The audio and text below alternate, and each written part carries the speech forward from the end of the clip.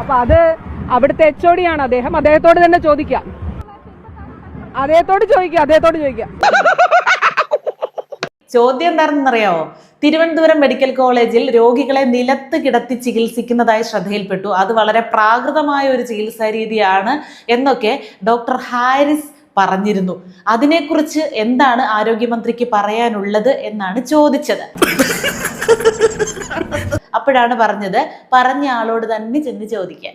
അദ്ദേഹത്തോട് ചോദിക്കാം. അവിടുത്തെ ഒരു യൂറോളജി ഡിപ്പാർട്ട്മെന്റിലെ HOD ആണ്, അവിടുത്തെ ഡോക്ടറാണ്.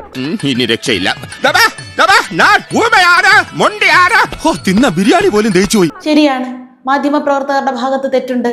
ഇന്ത്യയിലെ തന്നെ അറിയപ്പെടുന്ന ഒരു പരിശോധനാ കമ്മീഷൻ വിദഗ്ധയോട് ഇത്തരം ചോദ്യങ്ങളാണോ ചോദിക്കേണ്ടത്? വെറുതെ തുമ്പെ കൊണ്ട് കല്ലെടുപ്പിക്കായിരിക്കും. അവനെ കൊണ്ട് പറ്റണതല്ല, അവന് പറയാൻ പറ്റും. എന്തെങ്കിലും പരിശോധിക്കാനുണ്ടെങ്കിൽ ലാബിൽ പരിശോധിക്കാത്ത സാധനങ്ങളൊക്കെ ഉണ്ടല്ലോ, അതൊക്കെ പരിശോധിക്കാനാണെങ്കിൽ അതങ്ങോട്ട് കൊണ്ട് കൊടുക്കാം. അല്ലെങ്കിൽ ഏതെങ്കിലും റിപ്പോർട്ട് തേടുന്ന കാര്യമാണെങ്കിൽ അതിനെക്കുറിച്ചും ചോദിക്കാം. അതല്ലാതെ ആരോഗ്യവുമായിട്ടോ രോഗവുമായിട്ടോ ചികിത്സയുമായിട്ടോ ബന്ധപ്പെട്ട എന്തെങ്കിലും കാര്യങ്ങൾ അങ്ങോട്ട് ചോദിച്ചാൽ അറിയാൻ മാർഗം ഉണ്ടോ? റിപ്പോർട്ട് തേടലും പരിശോധനയല്ലേ വീണ ചേച്ചിയുടെ വകുപ്പ്? അങ്ങനെയുള്ള വീണ ചേച്ചിയുടെ അടുത്ത് ഇതൊക്കെ ചോദിച്ചു കഴിഞ്ഞിട്ട് പിന്നെ ഒന്നും മിണ്ടിയില്ലെങ്കിൽ, നിങ്ങൾക്ക് ഈ പണിയൊന്നും അറിയത്തില്ലെങ്കിൽ വല്ല തൊഴിലുറപ്പിനും പോകുന്നൊക്കെ നാട്ടുകാർ പറഞ്ഞിട്ട് വല്ല കാര്യമുണ്ടോ? മിണ്ടരുത്, എന്നോട് പല പ്രാവശ്യം പറഞ്ഞിട്ടുണ്ട്.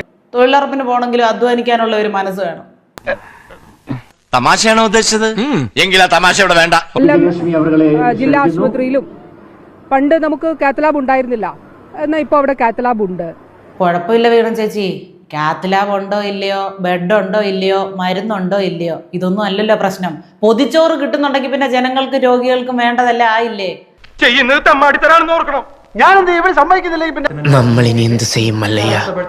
പക്ഷെ ഇപ്പൊ കഴിഞ്ഞ ദിവസം ഞാൻ അവിടെ പോയപ്പം സൂപ്രണ്ട് പറഞ്ഞു 11 പേര് ഇപ്പോഴും വെയിറ്റിംഗ് ആണ്. അല്ല, ഒരു നികുതിദായക എന്നുള്ള നിലയിൽ ഞാനൊന്ന് ചോദിച്ചോട്ടെ. ഈ സർക്കാർ ഇപ്പൊ അധികാരത്തിൽ കയറിയിട്ട് വർഷം 10 ആകും.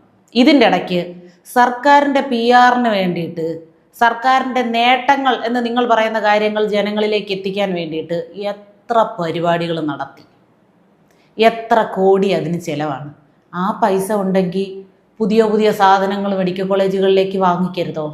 എല്ലാം നമ്മുടെ വിധിയാണെന്ന് വിചാരിച്ചാൽ മതി മോളെ.